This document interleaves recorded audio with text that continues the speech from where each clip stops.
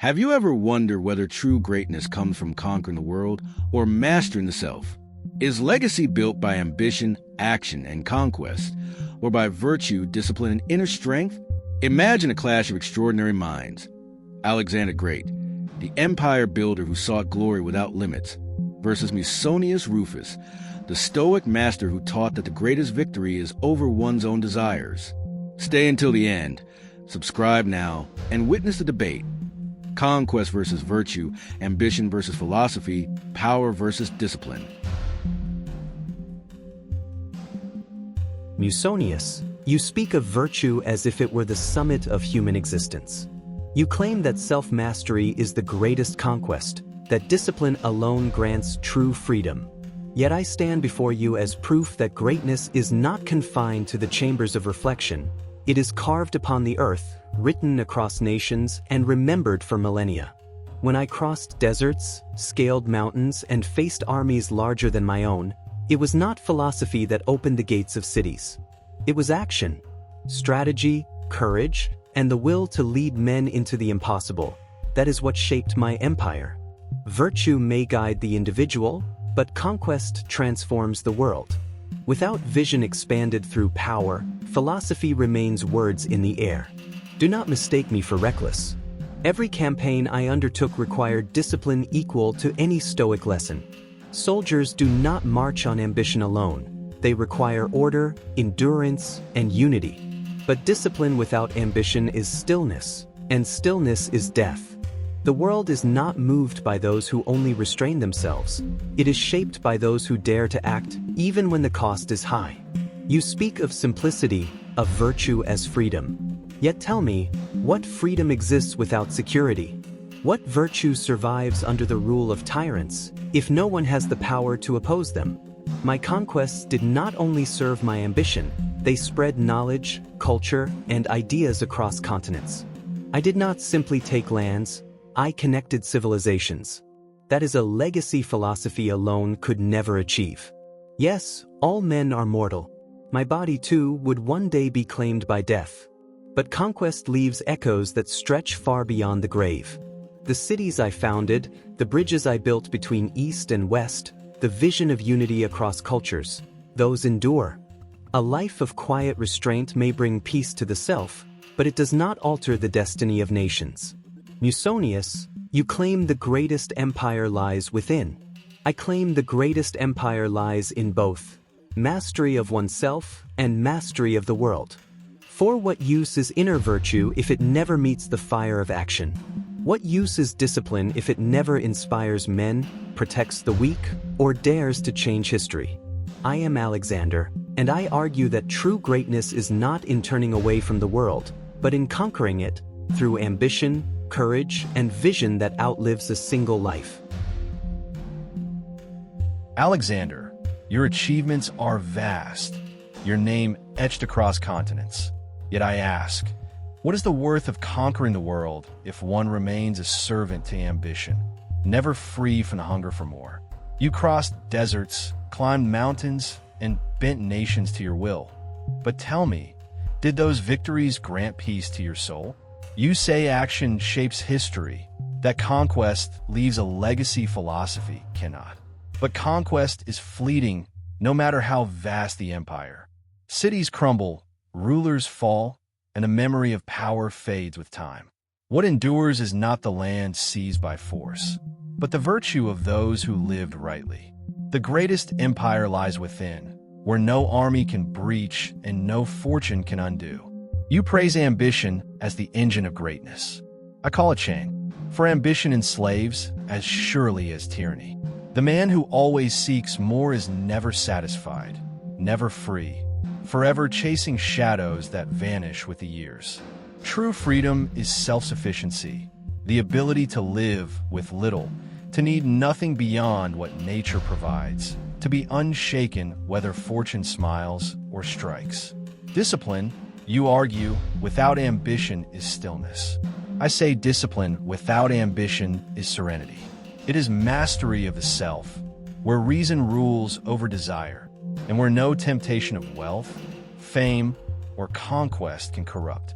The man content with virtue possesses a kingdom larger than any empire, a life unassailable, at peace with nature and with himself.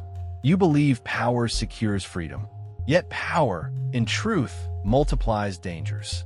Every conquest breeds rebellion, every throne invites betrayal, and every empire rests on restless ground. Virtue alone secures freedom. For the man who desires nothing cannot be enslaved. He is untouched by fortune, whether he lives in a palace or in exile, for his treasure lies in character, not conquest. You boast of legacy, that your cities and bridges will endure. Perhaps they will for a time, but no empire resists the erosion of centuries. What remains eternal is not what we build with stone, but what we build with the soul. Philosophy teaches men how to live rightly, how to suffer with dignity, and how to die with peace. That is a legacy no sword can erase. Alexander, I do not deny your courage, your discipline, your vision. Yet without virtue, they're incomplete. To master the world while failing to master oneself is to build an empire upon sand.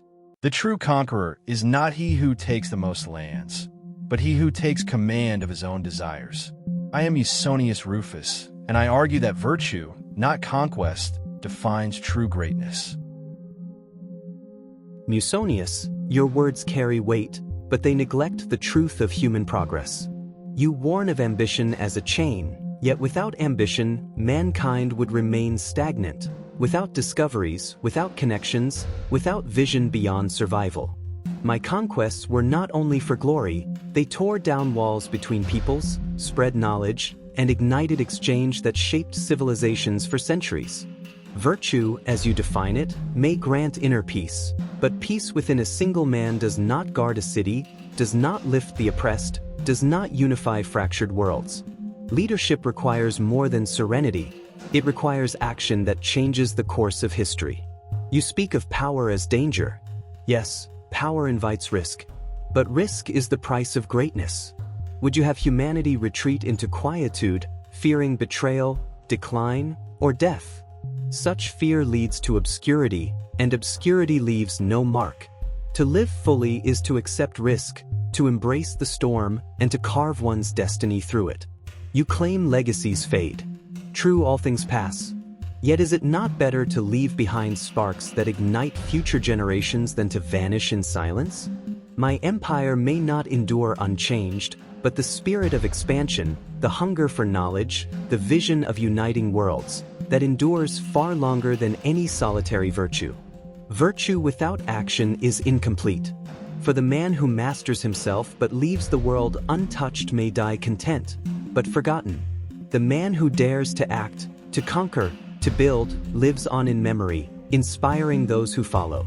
That is the immortality I sought, and that is why conquest remains the true path to greatness.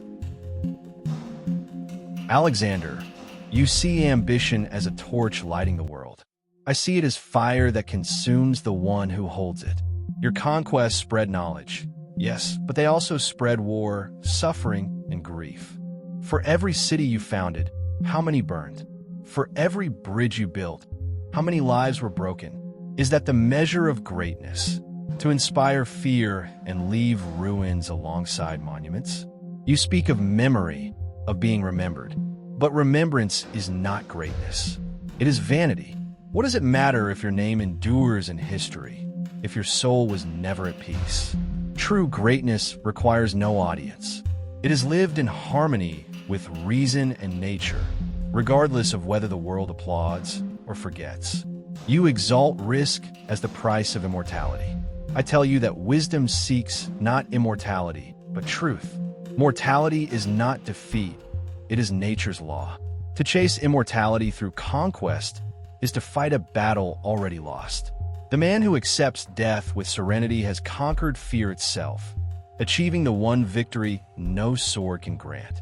You say virtue without action is incomplete. I say action without virtue is dangerous. The world does not need more men who chase glory. It needs men who live rightly, who choose justice over ambition, simplicity over excess, virtue over conquest. Such lies may not echo in marble halls, but they shape humanity through example, through integrity, through the quiet force of truth. Alexander, you built empires of stone and steel. I teach men to build empires of the soul. Empires no time, tyrant, or ruin can erase. That is true greatness. That is virtue. Subscribe now and tell us in the comments, who do you think won this battle of principles? Tonight, we witnessed Alexander the Great, the unstoppable conqueror who pursued glory and unity through ambition and daring, versus Musonius Rufus, the Stoic philosopher who argued that true greatness lies not in conquest, but in virtue, wisdom, and the mastery of the soul. One sought immortality through empire, the other through serenity and ethical strength, action or restraint, conquest or virtue. Which path speaks to you? Decide now and join us for more life-changing debates.